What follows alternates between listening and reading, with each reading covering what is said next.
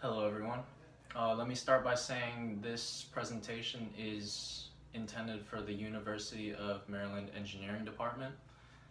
My name is Dominic Santiago, and let me start off with a question. How many students come into your office asking for more? Asking for more of what this university has to offer.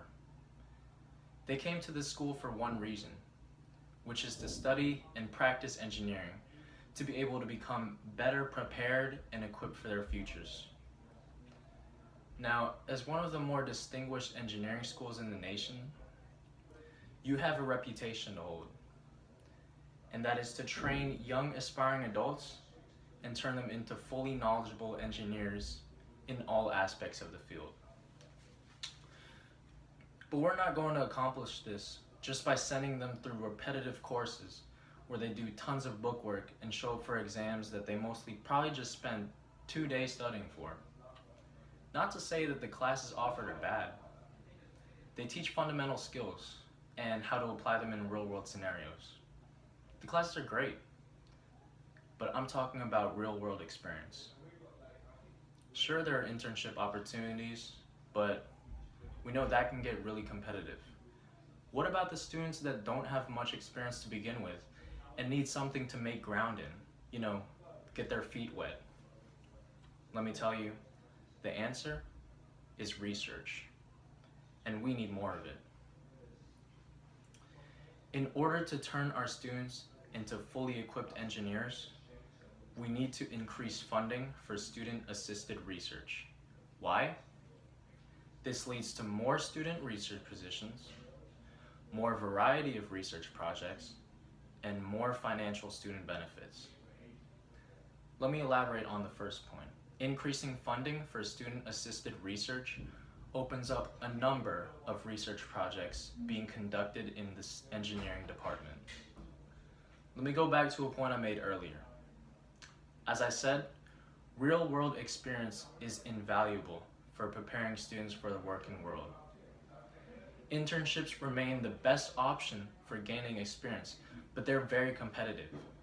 Students with no prior experience will have a hard time gaining positions. Now, increasing the number of research positions opened can help these students get their feet wet, which allows for more opportunities for students to take part in a research opportunity. This will overall lead to more well-equipped students with project experience coming out of UMD. On to my second point. Increasing funding will allow for more diversity within the engineering fields. More projects can be directed by professors from different fields of engineering. This can open up the range of different specialties of research endeavors, and therefore, this will accommodate students with unique interests. Now, as a top-notch university, we should be training engineers with diverse skill sets all across the board. Lastly, increasing funding to projects can allow for students to get paid while conducting research. As I said before, many students struggle financially, and scholarships are very competitive. School is very expensive, as you all would know. If we increase funding for student assistant research, we can be able to pay students for participating in research projects, and that money can help pay for their tuition.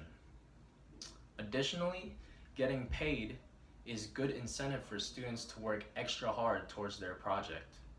They can treat it as a part-time job in which they're required to produce results for their respective professor. And this is very beneficial for both the university and the students. We need to increase funding for research because it leads to more student research positions, more variety of research projects, and more financial student benefits.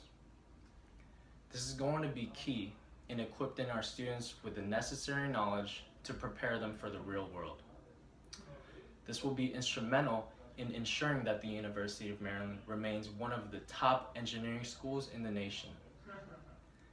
That reputation is reflected in our students that come in and out of the university, and I promise you this, you will see a difference if you make this change.